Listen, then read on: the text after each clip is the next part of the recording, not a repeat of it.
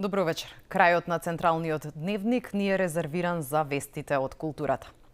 Во Градската библиотека Браќа Миладиновци беше промовирана збирката раскази Приказничар од Жарко Кујунџиски, добитник на наградата Стале Попов за најдобро прозно остварување според Друштвото на писателите на Македонија во 2025 година. Желбата беше да ги соберам оние раскази кои што во последните 25 години го обележале моето пишување. Некои од нив се наградувани, некои се објавувани во разни антологии, преведувани, а најголем дел ми се драги мене лично, така што целата приказна тргна од тоа да од првиот мој расказ објавен некаде 98-99 година па до 2024 година успеам да ги соберам на едно место, а не раштркани по различни списанија, антологии и други формати, да ги соберам на едно место и во исти курици тие 30 на раскази што сметам дека мене ми се најлично најдраги или сметам дека се најзнаменити за да можат да бидат интересни за публиката. Многу набрзо после тоа книгата имаше своја интересна и убава една, како да кажам, награда доби, наградата Стале Попов. Ја конкуриравме во Друштвото на писатели на Македонија на годишните награди, така што нештата многу брзо си дојдоа на своето место.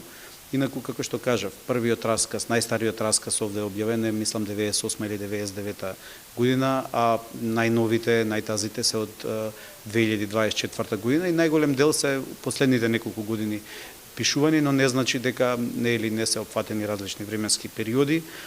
Промоцијата на Приказничар од Жарко Кујунџиски е во организација на Градската библиотека Браќа Миладиновци, всушност дел од оние традиционални активности на библиотеката и традиционално представување на наградените дела според Друштвото на писателите на Македонија во годината кога нашата институција Градската библиотека одбележува 80 години постоење. Оваа традиција ни е уште повеќе значајна затоа што сметаме дека местото на македонските автори е тука во библиотеката, на нашите полици и секако меѓу македонските читатели.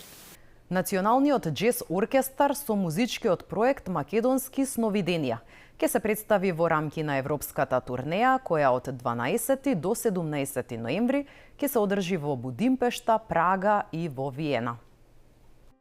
Европска турнеја, концерти со светски имиња и регионални легенди, како и концерт посветен на деца, најавува Националниот џез оркестар за до крајот на годинава.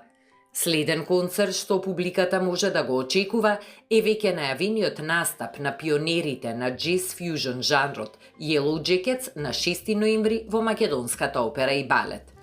Ке диригира Боб Минцер, долгогодишен член на составот и еден од најистакнатите современи џез музичари.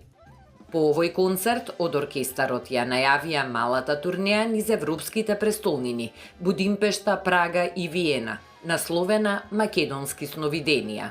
Покрај Боб Минцер и покрај Yellow Jackets, или, како што кажав, еден од најважните концерти што ќе се случат годинава, продолжуваме со турнејата надвор од Македонија во Прага, во Будимпешта и во Виена. Во Прага настапуваме во Ла Фабрика, еден од најреномираните чешки простори за концертни простори. Значи, многу бендови имаат настапувано таму и за нас е исто многу важен тој настан.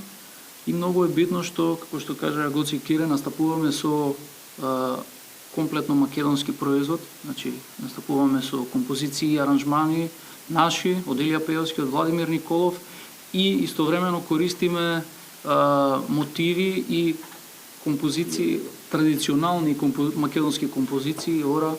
Значи, тоа е нешто што е најпредставително за нас. Затоа сите се согласивме дека овој концерт под наслов Македонски сновиденија или Macedonian Dreams би бил најпредставителен за нас надвор од земјата. На 8 декември следува концертот Рок-н-рол и џез, концерт на кој во иста вечер ќе настапат легендарните музичари Владко Стефановски, Рамбо Амадеус и Дарко Рундек. На 14 декември пак ќе има настап за најмладите со музика од популарната македонска серија за деца Биби и Боби.